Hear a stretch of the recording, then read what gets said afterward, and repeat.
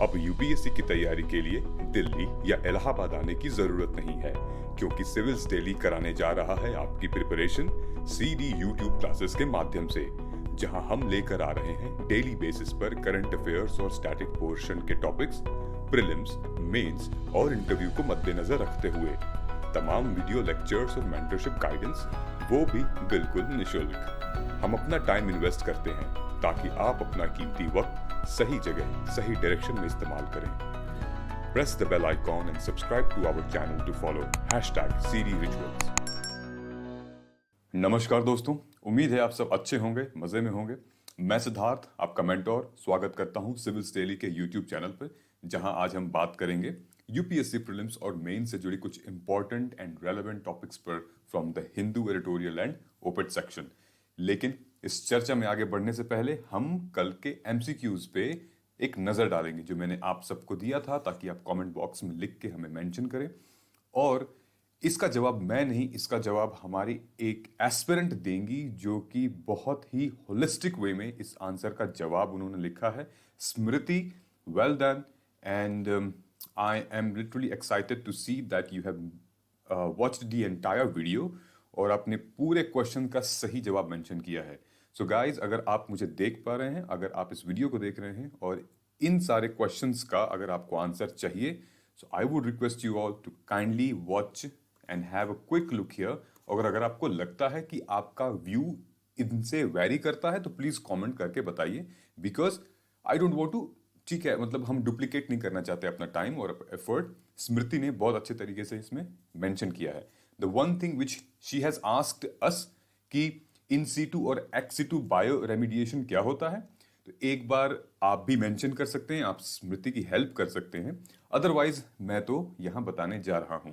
Okay, सो ये Google image है, ये सबसे कॉम्पैक्ट इमेज दिखी मेरे को गूगल से, जिसपे मैंने ले रखा है ये। तो इन सीटू और एक्स सीटू में मेजर डिफरेंस क्या है? देखिए, जब हम बायो रेमिडिएशन का, मैंने कल आपको समझाया था बेसिक इंफॉर्मेशन कि बायो रेमिडिएशन प्रीडोमिनेंटली एनवायरनमेंट को, हमारे एक नेचुरल प्रोसेस को, एक कंटामिनेटेड चीज को एंजाइम्स के थ्रू, माइक्रोबायोम्स के थ्रू एक नेचुरल प्रोसेस बनाया जाता है। ठीक है, सिंपल सा फॉर्मूला। तो इन सीटू और एक्स सीटू में लेट्स टेक एन एग्जांपल। ठीक, फॉर एग्जांपल, आपके शहर में, आप जिस शहर में भी हो, दिल्ली, हरियाणा, लखनऊ, विशाखापट्टनम, एनी किसी भी शहर में आप हो, वहां पे हर एक शहर में लैंडफिल साइट्स होती हैं, जहां पे कूड़ा कबाड़ा ट्रांसपोर्ट करके ले जाया जाता है। स्वच्छ भारत मिशन का, स्वच्छ भारत अभियान में, वो स्वच्छ भारत का इरादा कर लिया हमने, देश से अपना वादा कर लिया हमने जो गाड़ी आती है उसमें कूड़ा भरते हैं, वो कूड़ा लेके जाते हैं लैंडफिल साइट्स में डंप करने। ये मामला होता है एक्स सीटू का। यहां पे क्या होता है कि जितने भी कंटामिनेटेड वेस्ट होते हैं दुनिया भर के, पूरे शहर के, एक जगह जाते हैं लैंडफिल साइट्स पे, और वहां पे या तो वहां से किसी यूनिट पे ले जाया जाता है, नहीं तो वहीं पे कई सारे सिटीज में वहीं पे यूनिट है एक्स सीटू की, जहां पे अपने टेक्निक, साइंटिफिक टेक्निक से रिमूव किया जाता है कंटामिनेटेड वेस्ट पहले। ठीक है, जो ड्राई वेस्ट और लिक्विड वेस्ट, कंटामिनेटेड वेस्ट, अगर आपने देखा होगा डस्टबिन, बहुत सारे मॉल्स में हर जगह ड्राई वेस्ट और लिक्विड वेस्ट पाया जाता है, तो इनको अलग किया जाता है। और फिर क्या किया जाता है कि माइक्रोब से और एंजाइम द्वारा, ओके, इसके जो डिप्लीशन होता है, इसके प्रोसेस को और फास्ट किया जाता है। बहुत ही इफेक्टिव लेवल पे माइक्रोब्स और एंजाइम लगाए जाते हैं ताकि वो एक्सेलरेट हो इसका डिप्लीशन। ठीक है, और फिर ये प्रोसेस तुरंत हो, कार्बन डाइऑक्साइड और ऑक्सीजन जैसे कई गैसेस उसमें से रिलीज होती हैं, और वो स्टोर होती हैं, डिफरेंट पर्पस के लिए यूज होती हैं। ठीक है, इसको लॉजिस्टिक्स द्वारा लेके जाया जाता है, और इसका, so this is the way it has been done. Okay, बहुत ज्यादा इसमें गुणागणित नहीं करने का है। क्या क्या इसके एग्जाम्पल्स है इसमें ऑलरेडी मेंशन है। ठीक है, windows, composite piles and then soil treatment unit and all. ठीक है, इन सीटू का मतलब होता है कि जो कूड़ा जहां है उसको वैसे ही यूटिलाइज करिए, उसको वैसे ही हम कन्वर्ट करेंगे नेचुरल फॉर्म में। ठीक है, फॉर एग्जांपल, अगर किसी के खेत में या फिर कोई एक साइट है जहां से ले जाना बड़ा मुश्किल हो रहा है, या फिर छोटे मोटे क्वांटिटी में वो कंटामिनेटेड मटेरियल है वहाँ पे, तो फिर वहीं पे यूज़ हो सकता है जो हमारे एंजाइम्स हैं उनको उसमें इंसर्ट करके इमर्स करके हम उस ट्रीटमेंट को फिर नेचुरल प्रोसेस बनाते हैं। ठीक है, only certain types of soil can be bioremediated in situ.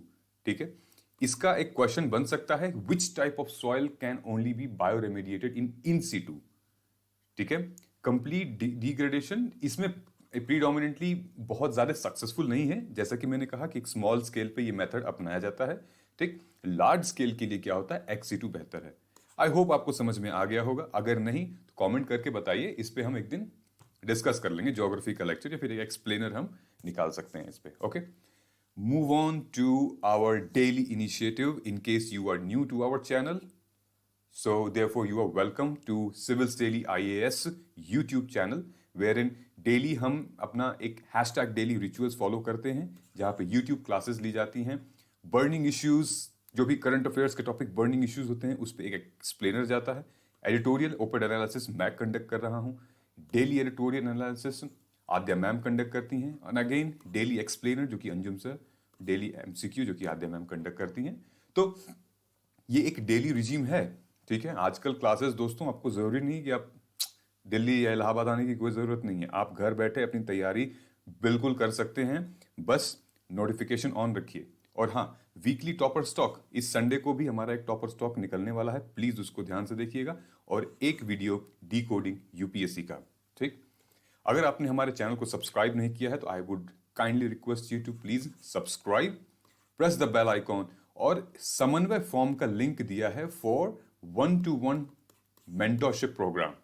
ठीक है, मेंटरशिप एक बहुत अहम भूमिका निभाती है एक एस्पिरेंट के जीवन में। ठीक है, ना तो सिर्फ और सिर्फ एकेडमिक बल्कि नॉन एकेडमिक बातों के लिए भी, ये ध्यान में रखिएगा। ठीक है, तो समन्वय फॉर्म को आप क्लिक कर सकते हैं, फर्स्ट कमेंट में लिंक दिया हो, मैं डिस्क्रिप्शन बॉक्स में भी डाल दूंगा लिंक उसका, आप उस पर क्लिक करिए, फॉर्म भरिए, और उससे क्या होगा, आप एक लिंक आएगा जिस लिंक को आप सेव कर सकते हैं, बुकमार्क कर सकते हैं, ताकि आप फ्री पीडीएफ डेली यूज कर सकें, डाउनलोड कर सकें। याद रखिएगा, फ्री पीडीएफ तभी एक्सेस कर पाएंगे once you will fill the form of समन्वय। ठीक, टॉपर स्टॉक, ये जो इंफॉर्मेशन हमने दे रखी है, प्लेलिस्ट है हमारी, इसको आप अपने नोटबुक की तरह समझिए। ठीक है, नोटपैड की तरह समझिए कि ये चैप्टर है, करंट अफेयर्स से मुझे यहां से एक्सेस करना है, एडिटोरियल से मुझे यहां से एक्सेस करना है, एक्सप्लेनर यहां से एक्सेस करना है। अगर इन केस अगर कभी आप भूल जाते हैं तो हम डेली इस पे अपडेट करते हैं, क्रोनोलॉजिकल ऑर्डर में आप इसको वॉच कर सकते हैं। You should not miss any day of out of these daily classes. Okay, चलिए अब आते हैं अपने न्यूज पे, जो कि आज की 3 इंपॉर्टेंट न्यूज है एडिटोरियल एंड ओपेड एनालिसिस से। एक है हाई एलपीजी प्राइसेस, उसके बाद फिर हम चलेंगे सिविल रजिस्ट्रेशन सिस्टम पे, उसके बाद फिर हम जाएंगे लो टोबैको टैक्स पुअर हेल्थ।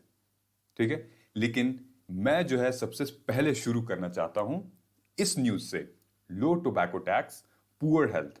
तो आइए शुरू करते हैं। ये GS2 का पार्ट है। Okay, governance, government policies and intervention, totally GS2 का मुद्दा है ये, जिसको आप रिलेट कर सकते हैं जो टॉपिक्स मैंने आपको दिखाए थे, गवर्नेंस से और पॉलिसीज एंड इंटरवेंशन से। कैसे है ये, आइए देखते हैं। ये कोई नई खबर नहीं है दोस्तों कि जो टबैको कंज्यूमर्स हैं, भारत ऐसा देश है जहां पे second largest tobacco consumer in the world. होगा क्यों नहीं, क्योंकि हमारी पॉपुलेशन भी तो सेकंड लार्जेस्ट है वर्ल्ड में, राइट?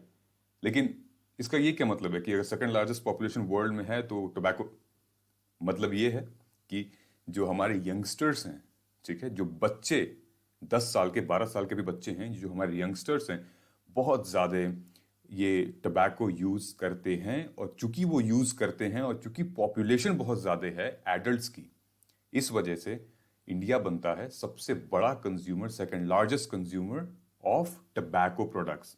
कहते हैं कि लगभग 28.6%, लगभग 1/4 मान लीजिए या 1/3 मान लीजिए, हमारी पॉपुलेशन गुटखा, सिगरेट, बीड़ी खाती है, कंज्यूम करती है। ठीक है, तो आप गुटखा तंबाकू के सेवन से बचें, ना खुद करें ना दूसरों को करने दें, ये स्वास्थ्य के लिए हानिकारक होता है। ओके, एक मेजर डिफरेंस मुझे बताइएगा, what's difference between educating and educating और अवेयरनेस में क्या फर्क होता है? अवेयरनेस एंड एडुकेटिंग, देखो मैं ही बता देता हूं आपको यहाँ पे, ठीक है। सी, अवेयरनेस, ये अवेयरनेस होती है, ये जो हो रही है ना, say no to cigarette, e tobacco and risk. शराब की बोतल पे लिखा रहता है कि injurious to health, drinking consumption of liquor is injurious to health. Cigarette पे लिखा रहता है, वो देखा है ना उसका जो मुकेश, जब मूवी देखने जाते हैं आप तो कुछ दिखाते हैं, वो ऐड चलाते हैं, मुकेश ने पहले तंबाकू का सेवन किया फिर मुकेश की हालत ऐसे हो गई। ये अवेयरनेस है, ठीक है, एडुकेशन नहीं है ये, ठीक। अवेयरनेस से कुछ नहीं होगा, लोग देख के नजरअंदाज कर देते हैं। साफ साफ लिखा रहता है कि आप मौत को आप दावत दे रहे हैं, फिर भी आप पीते हैं, फिर भी आप खाते हैं। अवेयरनेस से काम नहीं चलेगा, अभी अभी चलेगा एडुकेशन से, ठीक है। लोगों को जागरूक करना पड़ेगा। कैसे? वो रिहैबिलिटेशन सेंटर में क्या होता है, नशा मुक्ति केंद्र में क्या होता है, वैसी चीजें धीरे धीरे इंप्लीमेंट करनी पड़ेगी इन लोगों के लिए, जो लोग धूर्त हो गए हैं, जो लोग मतलब एडिक्टेड हो गए हैं। खैर, आते हैं हम न्यूज पे अपने। तो जो न्यूज हमारी ये कह रही है कि हाल ही में जो जीएसटी हमारे इम्प्लीमेंट हुआ था, 2017-2018 की बात है, और जो हमारे बजट थी उसमें क्या था कि टोबैको का जो जीएसटी रेट टैक्स लगता है वो कम है, वो कम कर दिया गया है। ऐसा क्यों? ये तो दिक्कत वाली बात है ना। जो चीज खाने से आदमी मरता है, जो चीज को सेवन करने से हानिकारक है, कैंसर होता है, कार्डियोवैस्कुलर डिजीज होती हैं, डायबिटीज होती है, लंग से रिलेटेड डिजीज होती हैं, उस पे तो टैक्स बढ़ाना चाहिए ना। उल्टा काम चल रहा है यहाँ पे। जो ट्रीट करने वाले ड्रग्स हैं उन पे जीएसटी बढ़ाया जा रहा है, जो मारने वाले ड्रग्स हैं, मतलब जो ये टोबैको प्रोडक्ट्स हैं, उन पे जीएसटी कम किया जा रहा है। क्या रीजन है इसका? आइए जानते हैं, यहां देखते हैं। जो ऑथर हैं उन्होंने यही मेंशन किया है, there has been no major increase in action of tobacco products to discourage the consumption of tobacco. पिछले 4 सालों में ऐसा कोई स्टेप नहीं लिया गया है कि टोबैको की कंजम्पशन कम हो, ठीक है। ये जरूरी नहीं कि क्या होगा इसको दिखाने से, ये जो लाल लाल आपने बना के रखा है यहाँ पे, दिखाने से क्या होगा? कुछ नहीं होगा, राइट। आप क्रिएटिव बनवा के पैम्पलेट छपवा दीजिए, हर सिगरेट के, हर बीड़ी के पैकेट पे आप लिख रखे हैं, उससे क्या होगा? कुछ नहीं होगा। अरे स्टेप लीजिए कुछ दूसरा, ठीक है। तो इन्होंने यही कहा है। सो मेरा यहां पे क्वेश्चन है आपसे, what was the theme of WNTD? ठीक है, टोबैको डे है ये, इंटरनेशनल टोबैको डे। इसका थीम क्या था? And which Indian minister was awarded the director general special award for his efforts to control tobacco consumption? और उनका योगदान किस क्षेत्र, मतलब क्या उन्होंने अलग किया था कि उनको ये अवार्ड मिला? ये आप प्लीज कमेंट करके बताइए। ये क्विक फैक्ट्स हो सकता है, ठीक है। देखिए, परेशान क्या कर रहा है, what is the worrying trend?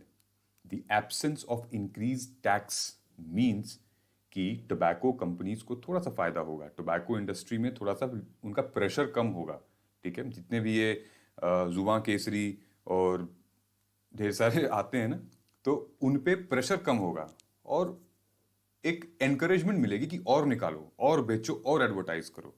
और इससे क्या हो रहा है, वो गवर्नमेंट के रेवेन्यू में कमी आ रही है, ठीक है।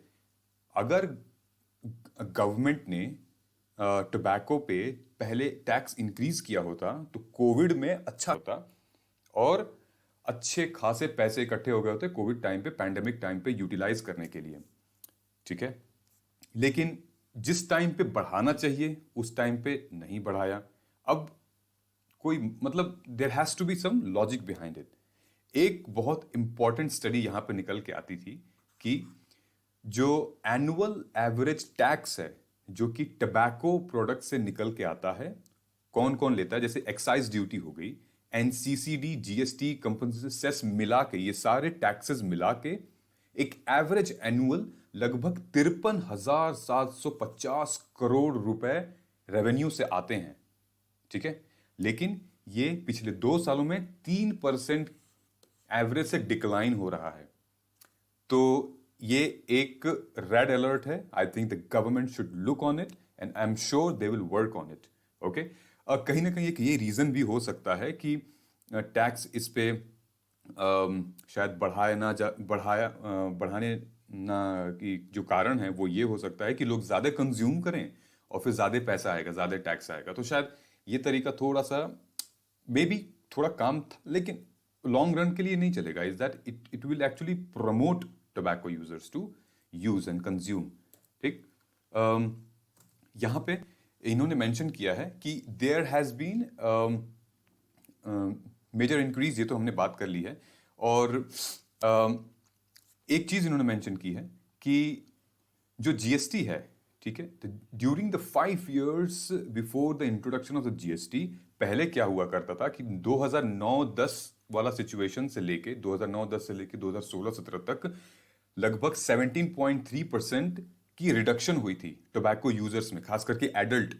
एडल्ट कौन? वही अपने एज वाले, जो 15 साल या फिर 13 से 15 साल वाले हैं, 20 साल तक के हैं, ठीक है, इनमें जो कंजम्पशन का पावर था वो कम हुआ था। लेकिन जो ग्लोबल ऑडिट टोबैको सर्वे हुआ था उसमें ये मानना था कि भाई उस टाइम पे तो कम हुआ, लेकिन आपने जब जीएसटी इंप्लीमेंट किया था तो जीएसटी में टोबैको वाला जो सेक्शन था उसको आपने वही रखा, ठीक है, बल्कि कहीं ना कहीं वो और एनकरेज किया लोगों को, इंडस्ट्रीज को और प्रोड्यूस करने के लिए और लोगों को और कंज्यूम करने के लिए, ठीक है। तो यहां होना चाहिए, जबकि इंटरनेशनल कम्युनिटी जो है वो कहीं ना कहीं कहती है कि भाई टैक्स बढ़ाओ, यही एक जरिया है कि एक कॉस्ट इफेक्टिव तरीका है ताकि हम कंजम्पशन को रोक सकें, ठीक है। और of course the lack of increase in the post GST वो कहीं ना कहीं इन्फ्लुएंस कर रहा है जो स्मोकर्स हैं, इवन नॉन स्मोकर्स भी हैं, वो भी मतलब वही चाय सुट्टा वाली बात हो गई, सुट्टा पी रहे हैं, चाय पी रहे हैं, तो it is not healthy actually, ठीक है। एक यहाँ पे मेंशन्ड है, वो मैं आपको दिखाना चाहता हूं कि tax burden on bidi, cigarette and smoke tobacco on an average stands 64% 2021, लेकिन जो WHO है वो रेकमेंड करती है कि भाई 75% टैक्स लगाओ इन तंबाकू के प्रोडक्ट पे, ठीक है। सिर्फ इससे नहीं होगा, ठीक है, इंप्लीमेंट करना पड़ेगा हमें। Okay, so these are the things. Now यहां पे इस आर्टिकल में लिखा है several countries in the world have high taxes, excise taxes along with GST, sales tax and all, ठीक है, yet the excise duty of tobacco in India continues to remain. तो क्या हमें समझ में आता है कि जो एक्साइज ड्यूटी है वो बहुत लेस है टोबैको के बारे में। जब हम बात करते हैं टोबैको कंजम्पशन यूजर्स के लिए एक्साइज ड्यूटी बहुत लेस है, ठीक है। Now the union government should take a considerate view on public health and significantly either excise duty और एनसीसीडी टोबैको। अब ये एनसीसीडी क्या होता है, ये वैसे मैं आपसे क्वेश्चन पूछने वाला था बट आई थॉट कि थोड़ा ज्यादा हो जाएगा, तो लेट मी एक्सप्लेन हियर, ठीक है। सो ये जो एनसीसीडी है प्रीडोमिनेंटली ये एक जरिया है, एक बॉडी है जहां पे हम पैसे कलेक्ट करते हैं, खास करके रिलीफ फंड्स वाले मामलों में, ठीक है, रेस्पॉन्स फंड वाले मामलों में, ठीक। तो हुआ यूं था कि सेंट्रल गवर्नमेंट ने एक स्कीम निकाली थी जो 2005 में, जिसको कहते हैं डिजास्टर मैनेजमेंट एक्ट, ठीक। तो नेशनल डिजास्टर रिस्पॉन्स फंड, ठीक है, ये डिजास्टर मैनेजमेंट एक्ट के सेक्शन 46(1)(b) में मेंशन्ड है। Disaster response, natural disaster response fund as per section this one, government ने ये अलाउ किया था कि हर एक व्यक्ति या कोई इंस्टीट्यूशन कंट्रीब्यूट कर सकता है अगर कहीं आपदा आ गई हो नेशनल डिजास्टर रिस्पॉन्स फंड के थ्रू, ठीक है। तो NCCD is levied in case of goods specified in the 7th schedule। इस वाले में डिजास्टर मैनेजमेंट के 7th schedule में इसका मेंशन है। और क्या करता है NCCD, is to levied to finance the NDRF and additional budget to support and is necessary. Predominantly कि जो एनडीआरएफ बॉडी है उसको ये फाइनेंस करता है। फाइनेंस कैसे करता है? टैक्स कलेक्ट करके, ठीक, इन्हीं सारी चीज़ों से। जो हमारे नेचुरल कैलामिटी कंटिजेंट ड्यूटीज़ हैं, इन सारी चीज़ों से, या फिर डिजास्टर रिस्पॉन्स मैनेजमेंट चीज़ है या टोबैको से रिलेटेड चीज़ें, पैसे इकट्ठे करता है, फिर वो एनडीआरएफ में जाते हैं और फिर वो एक डिजास्टर मैनेजमेंट फंड के लिए यूज़ होते हैं, ठीक। और ये जो फंड कलेक्ट होके आते हैं, ये जो पूरा पैसा कलेक्ट होके आता है, ये पैसा जाता है पब्लिक अकाउंट कमिटी में, पब्लिक अकाउंट में of the government of India, जिसको हम reserve funds not bearing interest, ठीक है। ये रिजर्व फंड्स होते हैं जिसमें इंटरेस्ट नहीं लगते हैं। और ये कौन से फंड्स होते हैं? ये सरकार का अपना पैसा नहीं होता, ये जनता का ही पैसा होता है, जनता के ही पास जाता है। पब्लिक अकाउंट कमेटी आर्टिकल 266 में मेंशन्ड है, पार्ट 2 में, article 266 constitution. It accounts for the transaction where the government, जैसे bankers, provident fund, small savings वगैरह, इज जस्ट वो पैसा इधर से आता है मैनेजमेंट से, डिजास्टर मैनेजमेंट से, एनडीआरएफ से, एनसीसीडी से, और वो पैसा ही यूज होता है किसी को पीएफ देने में, किसी के स्मॉल सेविंग्स में, ठीक है। Is like rotating.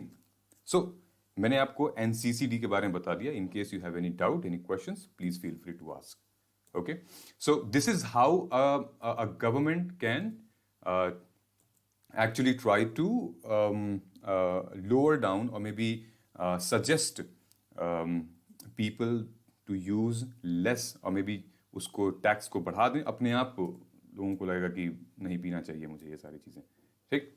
अब आते हैं हम अपने पहले न्यूज़ पे, जो कि high LPG prices and air pollution है।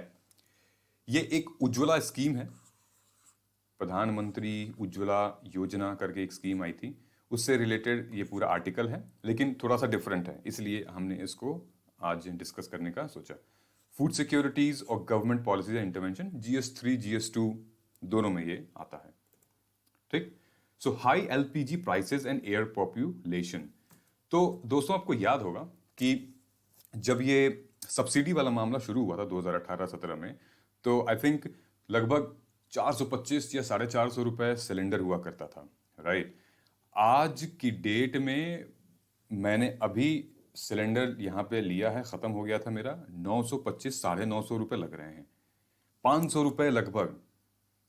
एक बात बताइए आप कि अगर गरीब आदमी है, ठीक है, तो कैसे वो 500 रुपये 900 रुपये दे के सिलेंडर यूज़ करेगा, ठीक है तो क्वेश्चन ये। तो जितने भी लो इनकम हाउस होल्ड हैं वो कैसे कमाएंगे? उनका तो मतलब जो पॉकेट एक्सपेंडिचर है वो तो बहुत लिमिटेड होता है, और उसी लिमिटेड में से आप कह रहे हैं उनसे कि 900 रुपये खर्च करो तुम सिलेंडर के लिए, ठीक। और होता क्या है कि उनके फैमिलीज में छोटी फैमिली होती नहीं है, 5 6 7 जनों की फैमिली होती है, और उस फैमिली को आप कहते हैं, अब कभी कभी होता है कि एक महीना सिलेंडर नहीं चलता है, लाइक 25 डेज 22 डेज तक चलता है, खाना बनता है और फिर ढेर सारी चीज़ें उस पर होती, तो आप लगभग 45 से 60 दिन के अंदर 2000 रुपये खर्च हो जाते हैं इसमें। सो जो आर्टिकल है वो यही कह रहा है कि the price of LPG refills has risen from more than 50%। जैसा मैंने आपको बताया, 450 रुपये का मैंने लिया करता था 2017-18 में, आज 950 900, और कुछ लोग तो मतलब ट्रांसपोर्टेशन वाली जो इशू मैं आपको ले आऊंगा वो 1000 1200 1300 रुपये तक ले लेते हैं। क्यों? क्योंकि लेके आए हैं वो, या फिर जुगाड़ से हो गया। जुगाड़ वाला मामला तो खैर एक्सपेंसिव होता ही है हमेशा, कि हम ये आपके लिए कर दिए हैं, अब आप हमारे लिए करिए, ठीक। तो जो सब्सिडीज थी, तो उज्ज्वला PM उज्ज्वला स्कीम थी, जो ये वाला मैंने मेंशन किया, ये था 1.0। इस स्कीम ने हमारे PM मोदी जी ने लगभग 80 मिलियन सिलेंडर बांटा था, ठीक है। एक चीज आपको याद रखनी है यहाँ पे दोस्तों, बांटने से कभी लॉन्ग टर्म बेनिफिट नहीं होता है। आपने बांट तो दिया, वो यूज कर रहे हैं, अब खत्म हो गया, अब क्या? सिलेंडर का दाम अब तो बढ़ गया है, रिप्लेस कैसे करेंगे? सब्सिडी कैसे मिलेगी उनको, ठीक है? वो रजिस्टर कैसे करेंगे अपने आप को सब्सिडी में? Because they are not literate, even if they are literate तो भी उतना कमा नहीं पा रहे हैं वो, तो सिर्फ बांटने से, ये तो वही हो गया, चस्का लगाने वाली बात हो गई कि हम बांट दिए। बांटिए, अच्छा काम है, रिप्लेस भी करिए उसको, और या तो फिर आप एम्प्लॉयमेंट ऐसी बढ़ाइए ताकि लोग अफोर्ड कर सकें सिलेंडर। ठीक है। दूसरी ये चीज कि फॉर एग्जांपल अभी देखा होगा आपने कि इलेक्शंस में लैपटॉप बांटे जाते हैं, और खास करके कोई कोई स्टेट तो सिर्फ गर्ल चाइल्ड को लैपटॉप बांटा है कि पढ़ लेगी। क्या सिर्फ लैपटॉप बांटने से ज्ञान आ जाएगा, शिक्षा पूरी हो जाएगी? ये एक सवाल है जो आप कमेंट करके बता सकते हैं आपके क्या व्यूज हैं। ठीक है। सो there is a genuine concern about many households now slipping back to using polluting solid fuels for cooking such as firewoods and dung cakes. तो अगर महंगा हो जा रहा है, गांव गृहस्थी में अगर अफोर्ड नहीं कर पा रहे हैं लोग, तो फिर बैक टू स्क्वायर वन हो जाएंगे। फिर हम लकड़ी, कोयला, इसी पे रख के हम खाना बनाएंगे, और हो रहा है, बनाते हैं लोग। ठीक है, क्योंकि ये तो नेचुरल सोर्स है ना, ये तो अवेलेबल है फ्री में। आप लकड़ी ले आओ, बनाओ, कोयला ले आओ। अब 900 रुपए का कोयला तो पता नहीं कितना मिल जाएगा, 1 महीने का काम चल जाएगा उसका। ठीक है। सो सॉलिड फ्यूल्स कौन कौन से होते हैं दोस्तों? सॉलिड फ्यूल्स हमारे लकड़ी होती है, कोयला होता है। ठीक है, जो गांव में या फिर जो वुड कटर होते हैं वो ले आते हैं, वो सॉलिड वेस्ट देते हैं आपको। ये होते हैं, इनसे अब ये दुनिया सिलेंडर की तरफ मतलब आगे बढ़नी चाहिए, तो अब धीरे धीरे ये कहीं ना कहीं एनकरेज हो रहा है। अनसरप्राइजिंगली ये वाली बात चल रही है, और इससे क्या होता है, कभी कभी डेथ्स बहुत होती हैं। तो ये जो ग्लोबल बर्डन डिजीज स्टडी 2019 के तहत ये बताया गया है, ये रिसर्च किया है कि लगभग 6 लाख लोग अराउंड द ग्लोब मरते हैं एवरी ईयर, सिर्फ और सिर्फ इन हादसों से। किन हादसों से? सॉइल फ्यूल वाले हादसों से। जल गया, कट गया, आग लग गई, इसकी वजह से आग काबू के बाहर निकल गई, इसकी वजह से। देयरफॉर इसी मामले को लेके गवर्नमेंट ने उज्ज्वला योजना स्कीम लेके आई थी। ठीक है, ताकि क्लीन कुकिंग हो और मतलब एनर्जी सेव हो। ठीक है, सही जगह पे उसका यूटिलाइज किया जाए। लेकिन अब ऐसा दिखते हो नहीं रहा है। हालांकि कुछ अच्छी बातें हुई हैं यहाँ पे, जहाँ पे बताया गया है कि जो नियरली 85% ऑफ हमारी जो पॉपुलेशन है, उनके पास आउट ऑफ 100 में से 85% of the population have LPG connection. ठीक है, उसमें से 71% they are using primary fuel.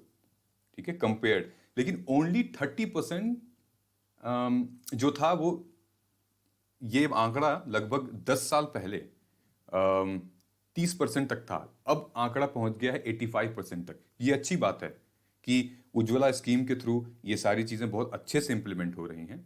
लेकिन जो बाकी के जो है ना, जो पुअर हाउस होल्ड है, लेट्स से 30% या फिर 25% जो लोग हैं, उनको ये फैसिलिटी नहीं मिल पा रही है। यहाँ पे मेंशन किया हुआ है, मेरा कर्सर अगर आप देख रहे हैं तो, another 24% stack LPG with biomass. और खास करके कौन से एरियाज हैं? ऑफ कोर्स ये रूरल एरियाज में ही प्रीडोमिनेंटली कॉन्सेंट्रेटेड हैं, जैसे Bihar, Jharkhand, Chhattisgarh, Madhya Pradesh, Orissa, West Bengal, you know. दूसरी चीज ये है कि अर्बन एरियाज में, अगर हम दिल्ली में ही देखें, या फिर अगर आप अपने शहर के किसी अर्बन स्लम में जाके देखें, तो वो सिलेंडर नहीं यूज करते हैं। वो भी लकड़ी, कोयले पे ही खाना बनाते हैं, क्योंकि एक्सेस ही नहीं कर पाते। आप देखोगे कहीं ना कहीं उनके घर में एक सिलेंडर जरूर रखा रहेगा। पैसे नहीं हैं रिफिल कराने के लिए, कोई ले नहीं आ पाता है, कोई स्लम एरिया में जाने के लिए राजी ही नहीं है, मन नहीं करता उन लोगों का। ठीक है, कौन जाएगा नरक में? और रिप्लेनिश कौन करेगा? वापस भी तो करिए, या फिर से उसको चेंज करिए, रिफिल करिए। तो कहीं ना कहीं ये सारी चीजें हैं जहां पे इम्पैक्ट हो रही है। और जो बायोमास है इजीली अवेलेबल है। ठीक है, एंड क्या होता है कि जब होम डिलीवरी नहीं होती इन सब चीज़ों की, कभी कभी तो यूं बोला जाता है कि लोग साइकिल से 5-5, 10-10 किलोमीटर दूर सिलेंडर ढो के ले आते हैं और अपने घर में फिर लगाते हैं। फिर यही लगता है कि ढोने से क्या फ़ायदा, लकड़ी पे ही बनाओ। एनर्जी वेस्ट हो रही है, एक्सपेंडिचर अलग से लग रहा है, सिलेंडर लेके आ रहे हैं, कभी कभी सिलेंडर भी पूरा भरा नहीं होता। तो बहुत सारे इश्यूज हैं, ये ग्राउंड लेवल के इश्यूज हैं, ये एडमिनिस्ट्रेटिव वाले इश्यूज हैं, इसको सॉल्व करना आवश्यक है। ठीक है, तो नेक्स्ट अब जो हम आते हैं कि इंडियन रेसिडेंशियल एनर्जी सर्वे, जिसको IRES कहते हैं। ठीक ठीक है। ये एक जो सर्वे है वो कंडक्ट कराता है CEEW, council of energy environment and water. ये सर्वे कंडक्ट कराता है जिसको हम कहते हैं IRES, and the Initiative for Sustainable Energy Policy. So LPG has now replaced biomass as the most common cooking fuel. ये बात सच है, लेकिन टोटली रिप्लेस नहीं किया है, इरेडिकेट नहीं कर दिया है, ठीक है। अभी भी कर रहे हैं लोग। यहाँ पे ऑलरेडी मैंने मेंशन किया है कि 85% ऑफ इंडियन होम्स, जैसे कि मैंने आपको बताया, 30% डिकेड। तीन स्टेप्स कहा गया है, रेकमेंडेड है कि ये आप जरूर फॉलो करें ताकि हम इफेक्टिवली एलपीजी कनेक्शन को यूज को प्रमोट कर सकेंगे, ठीक है। फर्स्ट ये है कि जो लो इनकम हाउस होल्ड हैं उनके लिए थोड़ा सा कॉस्ट इफेक्टिव बनाएं, ठीक है। जो एवरेज इंडियन है वो लगभग अपना 10% पॉकेट मनी सिलेंडर में दे देता है, ठीक है। 10,000 12,000 रुपए सैलरी होती है, 1,000 रुपए सिलेंडर में दे रहा है। तो कहीं ना कहीं एक अफोर्डेबल स्कीम का इंप्लीमेंट किया जाए। और दूसरी तरफ ये है कि जो well to do households हैं, जो कि 1.5 लाख 2 लाख 60-70 हज़ार रुपए कमा रहे हैं, उनके लिए ये अमाउंट रखें, ठीक है। लेकिन जो बेचारे गरीब हैं, जो सोशो इकोनॉमिक कंडीशन ठीक नहीं है, उनके लिए तो थोड़ा सा करना पड़ेगा, राइट। इक्विटी की बात यहाँ पे भी आती है, ठीक है। आप सबको एक छत के अंदर नहीं देख सकते, एक ही एंगल से नहीं देख सकते आप। Second, availability and biomass. जो गैप्स हैं एलपीजी सिलेंडर में अर्बन एरियाज और रूरल एरियाज में, उनको हमें पूरा करना पड़ेगा। गैप्स मतलब कि सिलेंडर अवेलेबिलिटी है, यूजर्स भी हैं उसके, खरीदने वाले भी हैं, लेकिन अब वो डोर स्टेप डिलीवरी बहुत मुश्किल है, ठीक है।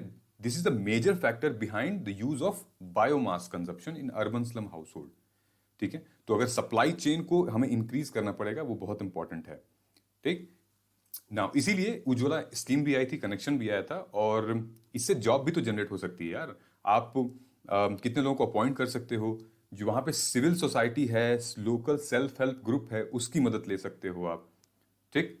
तो याद रखिए, जो मैं आपको बता रहा हूं एक मेंस आंसर के फ्रेमवर्क में बता रहा हूं, प्लीज इसको ध्यान में रखिएगा आप, ठीक। Third, creating new market for biogas. एक इंपॉर्टेंट फंक्शन आज मैं डिस्कस करूंगा कि processing unit that manufactures briquettes and pellets for industrial and commercial establishment. अब ब्रिकेट्स एंड पैलेट्स क्या होता है, आइए जानते हैं। और उससे पहले आप मुझे ये क्वेश्चन का आंसर लिख के बताएंगे कमेंट करके कि PMUY उज्ज्वला योजना 1 और UY उज्ज्वला योजना 2 में क्या डिफरेंस है, मतलब की ऑब्जेक्टिव और उसके एम में क्या डिफरेंस है। प्लीज कमेंट करके बताइए, ताकि ये प्रीलिम्स के लिए इंपॉर्टेंट हो सकता है।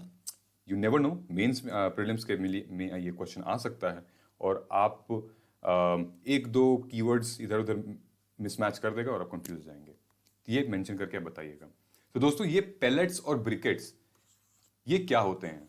तो बेसिकली कहा गया है कि लकड़ी, कोयला, इनको यूज करने से इन्वायरमेंट पे इफेक्ट पड़ता है, कार्बन रिलीज होता है और फिर कार्बन एमिशन बहुत ज्यादा होता है। तो इनको रिप्लेस करने के लिए पैलेट्स और ब्रिकेट्स का यूज कहा गया है। अब क्या होते हैं पैलेट्स और ब्रिकेट्स? अगर आपको पता है तो कमेंट करके बताइएगा। मैं आपको बताता हूं फिलहाल कि ब्रिकेट्स क्या होते हैं। जितने भी प्लास्टिक को छोड़ के एग्रीकल्चर वेस्ट जितने भी होते हैं, कुछ भी ले लो आप, सोयाबीन, मूंगफली हो गया, या फिर कुछ पत्ते हो गए, थोड़ी मोड़ी टूटी फूटी लकड़ी हो गई, कुछ भी, मतलब प्लास्टिक को छोड़ के, नट बोल्ट्स वगैरह को छोड़ के जो भी आइटम्स हो गए, वो जाते हैं एक मैन्युफैक्चरिंग यूनिट में, ठीक। वो इन मशीन्स के द्वारा, ये देख रहे हैं आप मशीन्स, ये पंचिंग ब्रिकेट मशीन है और ये रैग डी पिलेट मिल मशीन है।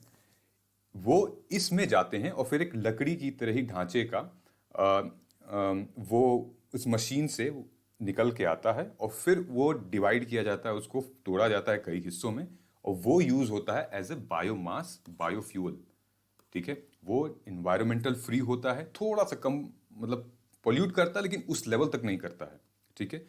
ये यूज करने के लिए कहा गया है पेलेट्स एंड ब्रिकेट्स। तो अभी रिसेंटली क्या हुआ था कि जो यहाँ पे आपने मेंशन किया है, मेंशन किया है ऑथर ने, कि जो नेशनल थर्मल पावर कॉर्पोरेशन है, उन्होंने रिसेंटली एक एप्लीकेशन निकाला था जिससे बायोमास, खासकर की पैलेट और जो ब्रिकेट्स है, उसकी सप्लाई को इंक्रीज करने के लिए, और जो भी एंटरप्रेन्योर्स हैं, जो लोग इसको शुरू कर रहे हैं, वो आके थर्मल पावर प्लांट में इन्वेस्ट करें, शुरू कर सकते हैं। तो ये एक बहुत ही ज़बरदस्त एक्टिविटी हो सकती है, ये एंटरप्रेन्योरियल एक्टिविटी भी हो सकती है। मतलब कि अगर आप इसको प्रमोट करें तो आप अच्छा खासा आपका फ्यूचर इसमें दिख सकता है। And this is also a sustainable alternative towards affordable transportation scheme. ठीक है, सच measures would help enhance local income, livelihood opportunity, नौकरियां बढ़ने लगेंगी, एंटरप्रेन्योरशिप आने लगेगी। तो ऐसे फैक्ट्रीज, ऐसे सेटअप बहुत ज़रूरी हैं ताकि जो इन्वायरमेंटल फ्रेंडली हो। और अगर आप बिजनेस शुरू भी करना चाहते हैं तो इन स्कीम्स के तहत याद रखिए क्या क्या नीड है हमारे इंडिया को, उसके तहत सस्टेनेबल डेवलपमेंट गोल्स के तहत आप कोई बिजनेस शुरू करिए। फिर देखिए सरकार भी सपोर्ट करेगी और आपको पैसे भी देगी। ठीक, सो ये एक इंपॉर्टेंट मुद्दा था जो कि आपको हमने समझा दिया है। अगर इनकेस कोई डाउट होगा please feel free to ask. Next up हमारा ये क्वेश्चन आया है न्यूज़पेपर में, सिविल रजिस्ट्रेशन सिस्टम यहाँ पे है। ओके, देखो बहुत ज़्यादा ये मायने, मतलब आप पढ़ना मत, इसीलिए हम आपको यहाँ पे बता रहे हैं क्या इंपॉर्टेंट है क्या नहीं। ये इंपॉर्टेंट इतना नहीं है। बेसिकली जो ऑथर हैं वो सिविल रजिस्ट्रेशन सिस्टम होता है उसको थोड़ा सा बहुत नीश ले गए हैं, बहुत टारगेट इन्होंने बताया है कि जो डेथ्स हुई हैं कोविड-19 पैंडेमिक में वो ऑर्गेनाइज्ड वे से रिकॉर्डेड नहीं है, और जिसकी वजह से हम सही जगह पे रिसोर्सेज एलोकेट नहीं कर पा रहे हैं, पॉलिसीज इंप्लीमेंट नहीं कर पा रहे हैं। ठीक है, कोई स्टेट कुछ आंकड़ा दे रहा है, कोई स्टेट कुछ आंकड़ा दे रहा है, तो मैच नहीं हो पा रही है। ठीक, इसमें ये पूरा मतलब था। लेकिन जो इस आर्टिकल से हम क्या सीख सकते हैं वो मैं आपको बताता हूं। ये है इसका लोगो, और आई थिंक एक आध हफ्ते पहले मैंने एक एडिटोरियल में ऑलरेडी इसके बारे में बताया था, तो मैं ज़्यादा कुछ नहीं बताऊंगा। ये बताऊंगा कि इसमें से क्वेश्चंस कैसे आ सकते हैं। ये GS2 का पार्ट है और ये सारे एस्पेक्ट्स इसमें कवर होंगे। Important aspect of governance, transparency, accountability, e governance and so and so fourth. Okay, आप इसको देख लीजिएगा। फ्री PDF जब आप डाउनलोड करेंगे समन्वय फॉर्म का लिंक भर के तो उसमें आ जाएगा। ठीक है, CRS क्या होता है, ये रिपोर्ट कौन पब्लिश करता है? रजिस्ट्रार जनरल ऑफ इंडिया ये रिपोर्ट पब्लिश करता है। ठीक, रजिस्ट्रार जनरल ऑफ इंडिया कब सेटअप हुआ था ये भी मैंने बताया था, प्लीज आप कमेंट करके बताइएगा।